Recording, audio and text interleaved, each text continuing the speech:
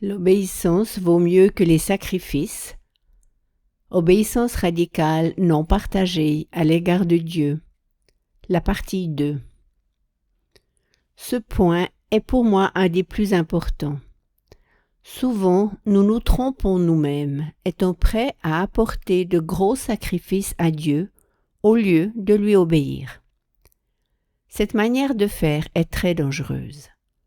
Pensons à l'histoire de 1 Samuel, l'histoire du premier roi d'Israël. Cela n'était pas du tout dans le plan de Dieu, ni ce qu'il désirait pour son peuple. Mais vu que le peuple insistait à vouloir avoir un roi, Dieu leur en donna un. Le prophète Samuel avait dit clairement à Saül ce qu'il devait faire. Mais les gens ont fait pression sur le roi, et de plus le prophète arriva en retard. Ainsi le roi a succombé à la pression du peuple, et c'est lui qui fit le sacrifice au lieu de Samuel. Le prophète arrive et confronte le roi avec ce qu'il vient d'accomplir. Et finalement, le roi Saül fut rejeté de Dieu. Puis vient cette déclaration qui pour beaucoup est difficile à accepter et qui fut aussi appliquée d'une manière très religieuse, qui revient à dire que je suis en relation avec Dieu, suivant la bienveillance de Dieu, en fonction de ce que je fais. Donc, chaque fois que je suis en relation avec Dieu en pensant que Dieu me fera du bien car je lui ai fait du bien et que j'enlève de cette équation l'œuvre accomplie de la croix, alors de cette manière j'agis d'une façon toute religieuse. À cet endroit, bien des personnes commettent une erreur. En pensant « je suis religieux, alors je dois obéir, sinon il me punira » et toutes les malédictions de Deutéronome 28 s'en prendront à moi, tandis que si j'obéis, toutes les bénédictions m'accompagneront. Ensuite, nous avons pris bien des passages bibliques sur l'obéissance et nous les avons mis en pratique d'une manière toute religieuse. Puis, nous avons mis la pression sur les gens ainsi que sur nous-mêmes, suscitant une mauvaise conscience en prétendant que Dieu va nous punir vu que nous avons été désobéissants. Ceci est une application toute religieuse. Je suis béni car je suis en Christ, le Fils bien-aimé du Père, accepté de lui, justifié et saint. Ceci n'est pas dû à mon obéissance ou parce que j'accomplis de bonnes choses.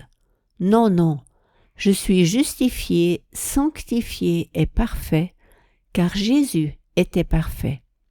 C'est lui qui a accompli la loi à ma place. La Bible nous dit qu'il fut en toutes choses obéissant et qu'il a pris l'obéissance au travers des choses qu'il a souffertes. Il fut humble et obéissant jusqu'à la mort en croix, et ceci est l'unique vérité que mon cœur doit saisir. Je suis qui je suis, car je suis en Christ. C'est là mon identité. Nous n'avons pas le droit de commettre l'erreur de dire « Je suis béni, car en Christ je suis de toute façon béni », mais non pas à cause de ma façon d'agir justement. Non, cher ami, ceci est une application complètement erronée. C'est biaiser ce que la Bible dit.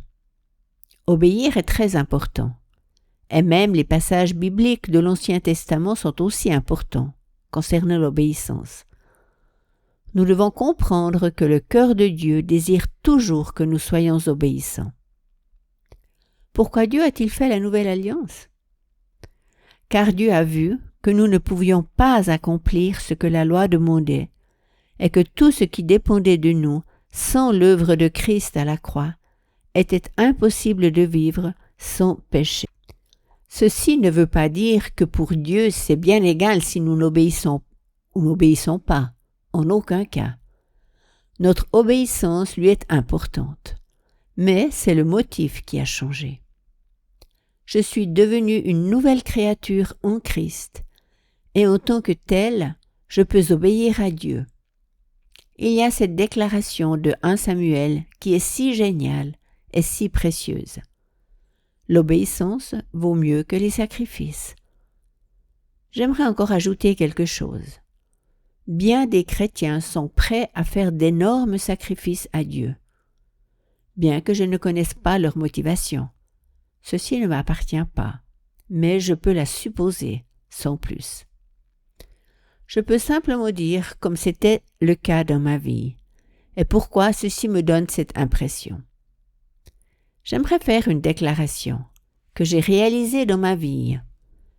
Parfois, lorsque Dieu parle d'obéissance, il désire que je fasse quelque chose de très spécifique. Cette chose qui m'est désagréable, que je n'aime pas faire, qui est éventuellement douloureuse. Donc, dans mon cœur, je ne suis pas prêt d'obéir sans discussion, sans vouloir essayer de faire des compromis. D'une certaine façon, obéir oui, mais à contre-cœur et à moitié. Lorsque je commence à ressentir ces compromis dans mon cœur, alors en général, il se passe ceci. Je cherche d'amener à Dieu un très gros sacrifice, afin que ma conscience se calme. J'ai déjà apporté ce gros sacrifice à Dieu. Cependant, Dieu désire bien davantage que dans tes tâches quotidiennes, dans tout ce que tu accomplis journellement, tu sois obéissant, au lieu de lui faire un énorme sacrifice dans la désobéissance. C'est ce que Dieu a dit très clairement. Est-ce que cela veut dire qu'il ne faut pas faire de sacrifice étant chrétien? Ce n'est pas ce que la Bible dit, car bien entendu que nous devons être prêts à faire des sacrifices. 2 Corinthiens 5,15 nous dit « Et pourquoi est-il mort pour tous? Pour que ceux qui ont été ressuscités à une vie nouvelle ne continuent pas à mener selon leur gré une petite vie égoïste, mais qu'ils vivent pour celui qui est mort à leur place et qui fut ressuscité pour leur salut. » Nous devons prendre garde à ce qui suit. Est-ce que mon attitude à faire un sacrifice provient d'un cœur obéissant à Dieu, ou est-ce quelque chose que je fais afin de me distraire de ce que je devrais accomplir en obéissance dans ma vie? Comme chrétiens, nous devons en arriver à ne plus remettre ce point-là en question. Du moment où nous voyons ou comprenons que Dieu désire quelque chose de notre part, alors il n'y a plus rien à discuter. La seule réponse devrait être « Bien entendu, Seigneur, je vais faire tout ce que tu me demandes sans commencer à réfléchir rationnellement. » Il y a encore quelque chose de très important, à savoir que beaucoup de chrétiens n'obéissent pas à Dieu, car ils n'arrivent pas à contrôler leurs pensées et ils se laissent dissuader par toutes sortes de choses auxquelles ils n'auraient jamais dû prêter attention. Voici un exemple pratique. Lorsque Dieu me dit en juillet 2011, « Reinhard, est-ce que ce que tu m'avais promis comme enfant compte encore toujours? De faire toute chose bien égale ce que cela te coûtera ?» Je répondis, « Oui, Seigneur, cela est toujours valable. » Ainsi Dieu répondit, « Alors, déménage au Brésil. » Si, à ce moment-là, j'avais commencé d'ouvrir mes pensées à la logique humaine, « Oh là là, je dois laisser ici mes 2 enfants. » Et la maman de Debbie était très fâchée avec elle. Elle lui a dit, « Ah, t'es déjà partie en Autriche. Durant 18 ans, je ne t'ai pas vue. Ensuite, tu es revenue aux USA, où enfin j'ai à nouveau eu ma fille, et maintenant tu veux repartir. » Je suis arrivée à un âge avancé et je n'aurai plus ma fille. Il y avait beaucoup de situations qui jouaient ensemble. Nous n'avions pas les finances pour faire un si grand déménagement. Nous n'avions aucune idée comment nous vivrions au Brésil. Nous ne savions pas non plus quelle serait notre tâche et nous ne parlions pas non plus le portugais. Donc, si j'avais à ce moment-là commencé à ruminer au sujet du prix, des conséquences, de mes enfants, etc., etc., en plus, lorsque nous étions à l'aéroport de Charlotte, notre fils de 20 ans, qui est un grand et costaud gaillard, m'a embrassé et il pleurait tel un petit enfant en disant « Papa, ne pars pas, tu es la seule famille que j'ai encore.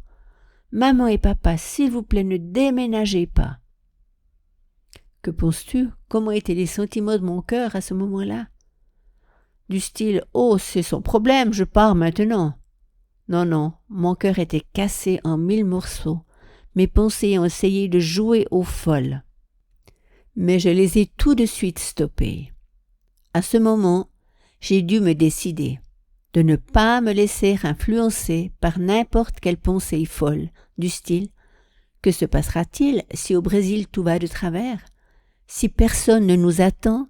Si les portes se ferment? Si ceci ou cela arrive?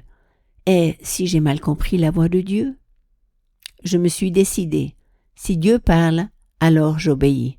Et je ne permets en aucun cas à mes pensées de tout calculer de manière rationnelle et de discuter jusqu'à ce que tout soit parfait. La Bible dit dans Proverbe 11, 4 « Celui qui guette sans cesse le vent favorable n'ensemencera jamais, et celui qui observe toujours les nuages ne moissonnera pas. » Il y a là un point où bien des personnes n'ont pas cette obéissance parfaite face à Dieu ni face à leur vie. Pourquoi?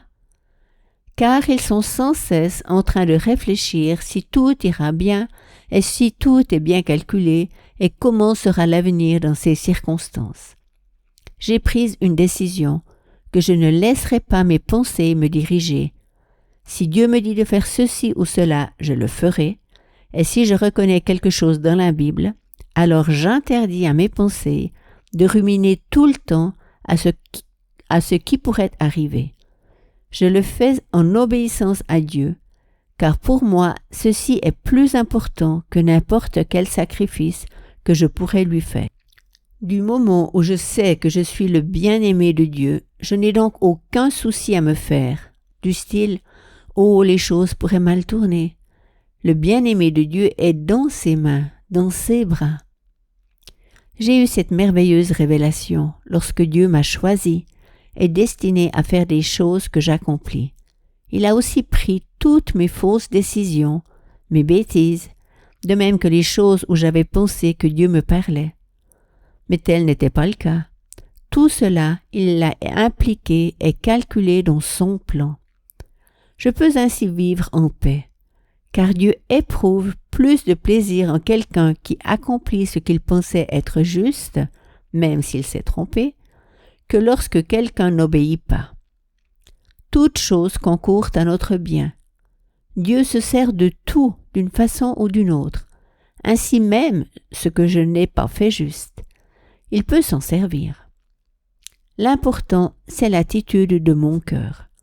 Suis-je prêt à lui obéir en toutes choses? Dieu aime mieux diriger un bateau en marche qu'à l'arrêt au port, qui pèse et soupèse sans cesse le tout et qui tourne en rond. Prends donc une décision d'obéir à Dieu sans compromis.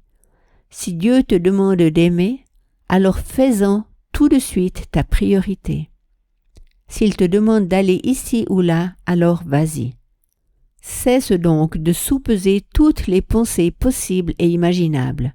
Si tu lui obéis, fais-lui simplement confiance. Je laisse tout ceci dans ses mains.